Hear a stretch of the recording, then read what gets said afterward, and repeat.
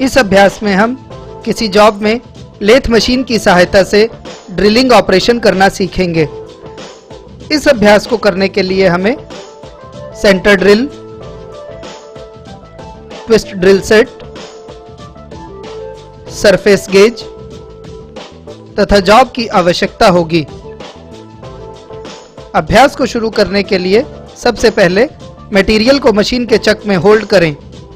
Job को centre करने के बाद इसके फेस को चेक करें। जॉब का फेस सीधा होना चाहिए, अन्यथा किए जाने वाले ड्रिल का सेंटर आउट हो सकता है और होल टेपर भी हो सकता है। होल को ड्रिल करने से पहले सेंटर ड्रिल की सहायता से जॉब पर सेंटर लगाएं।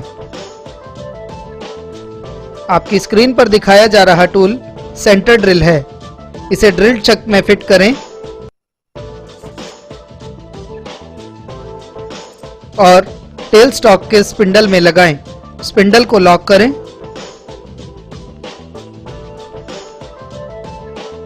टेल स्टॉक को मशीन पर स्लाइड करके सेंटर ड्रिल को जॉब के सेंटर तक ले जाएं और इसे लॉकिंग लीवर से लॉक करें।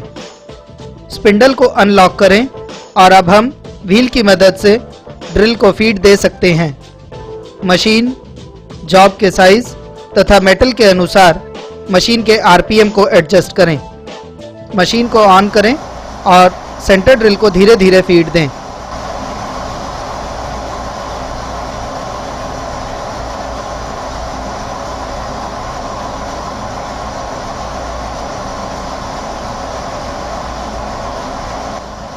पूरी तरह सेंटर मार्क होने पर सेंटर ड्रिल को हटा लें।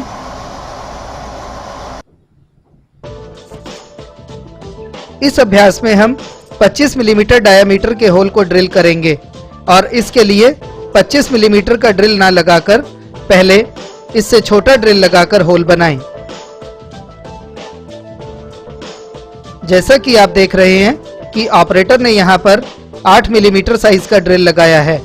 इसका लाभ यह है कि जॉब के हीट होने की संभावनाएं कम हो जाती हैं और ड्रिल भी खराब नहीं होता। ड्रिल को फीड दें और बीच बीच में कूलेंट का प्रयोग अवश्य करें।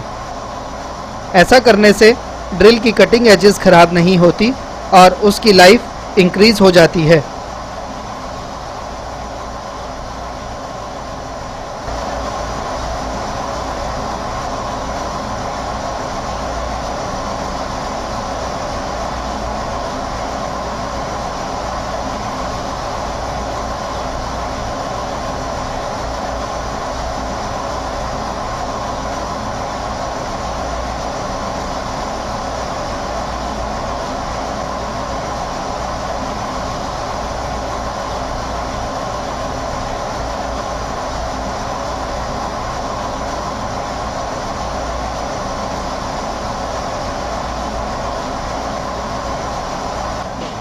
होल ड्रिल होने पर ड्रिल को जॉब से बाहर खींचें और टेल स्टॉक को अनलॉक करके मशीन बेड पर स्लाइड करें और पीछे हटाएं।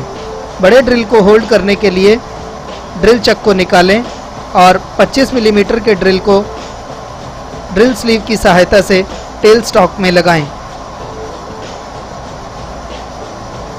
टेल स्टॉक को मशीन बेड पर स्लाइड करके जॉब तक ले जाएं और इसे लॉक करें।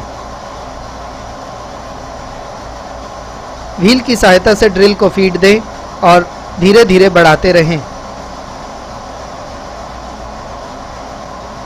ओवरहीटिंग को रोकने के लिए बीच बीच में कूलेंट का प्रयोग करें।